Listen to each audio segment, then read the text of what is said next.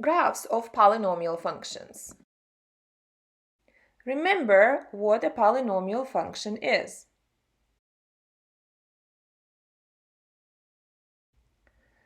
Also remember that a zero of a polynomial function is the value of x that turns the entire function into a zero. And graphically, a zero is where the graph crosses or touches x-axis. In other words, it's just the x-intercept of the function. Consider the following function g. How many zeros or x-intercepts will this function have at most? The maximum number of zeros or x-intercepts of any polynomial function is the degree of that polynomial function. So what is the degree of g? The degree of function g is 4. What it means is the maximum number of zeros or x-intercepts this function will have is 4. Another important thing that the degree of a function can help us with is to determine the maximum number of turning points that the function will have. Going back to the function g and the fact that its degree was 4, let's now determine how many turning points this function will have.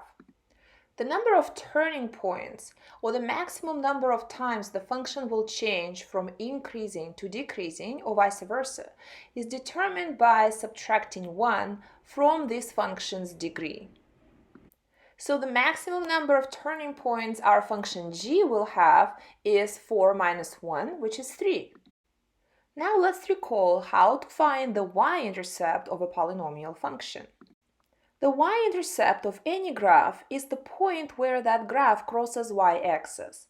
To find it, simply replace every x in the equation with a 0. Let's look at the following function f of x. What is the y-intercept of this function f? Remember, to find the y-intercept, you replace the x with 0, which means the y-intercept of function f is -1. Now let's talk about graphing polynomial functions.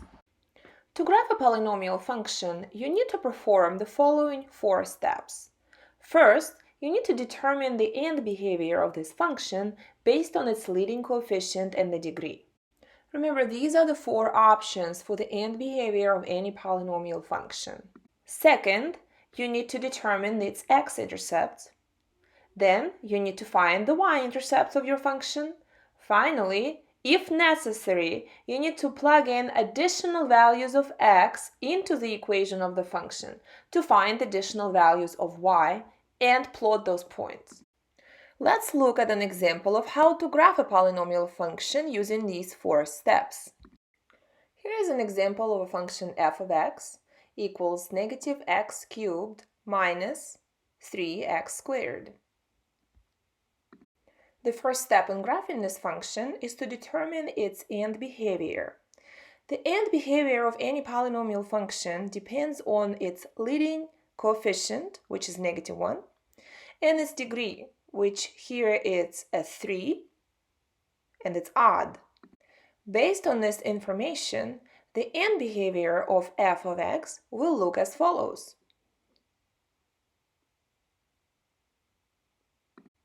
And this is why when graphing in Pearson you will be selecting this tool. Next, I will determine the x-intercept of this function.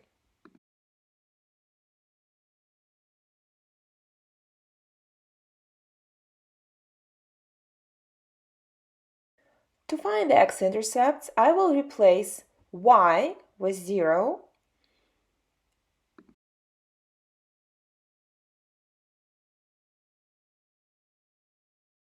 and solve this equation using factoring.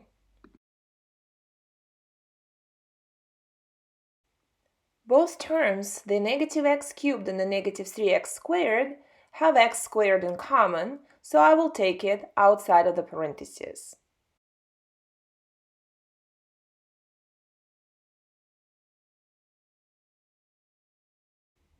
Once the polynomial is factored, I will take each term and make them equal to 0 separately.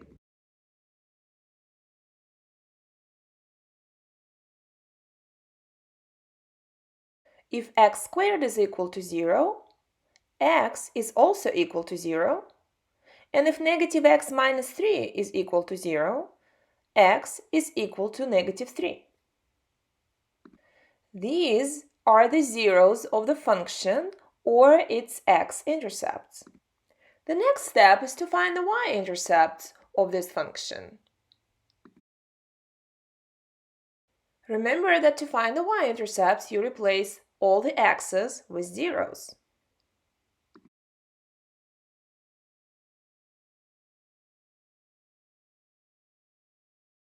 So this function crosses y-axis at 0.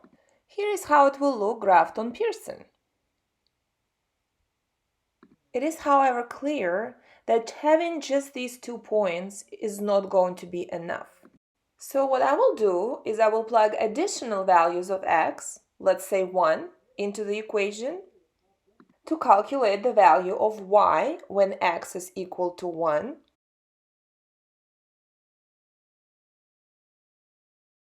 When x is equal to 1, y is equal to negative 4, which means the first additional point that we will plot on our graph is 1, negative 4. I will also use the additional value of 2 plugged into the function.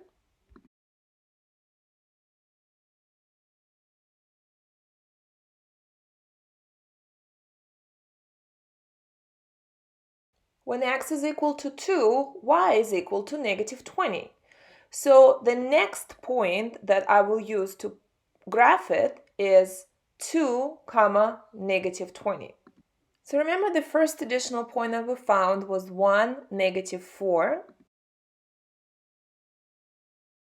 And the second additional point we found was 2, negative 20. This secures our graph. So you click Save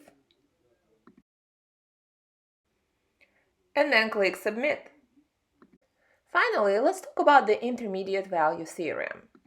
The intermediate value theorem is used to determine if a given function f has at least one real zero or x-intercept between two given points. Let's look at this function f of x.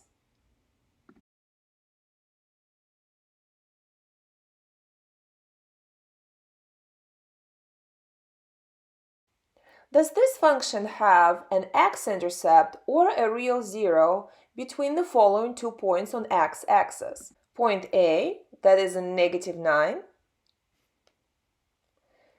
and point B, that is negative 3. To find out if function f crosses x-axis or has x-intercept between these 2 points on x-axis, you have to plug each of these values back into the given function and check if the value of y at this point and the value of y at this point have different signs. If the value of y at point negative 9 is, for example, positive, and the value of y at point B is, let's say, negative, that means that your graph will go from being above x-axis to being below x-axis, meaning it has an x-intercept between these 2 points. So I will now plug in negative 9 into my function and calculate f of negative 9.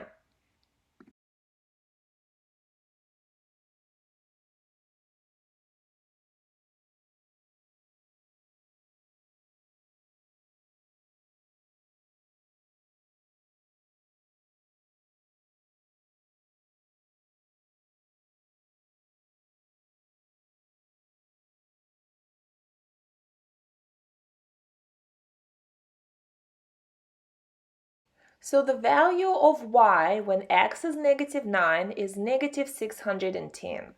Now let's plug in negative 3 into our function.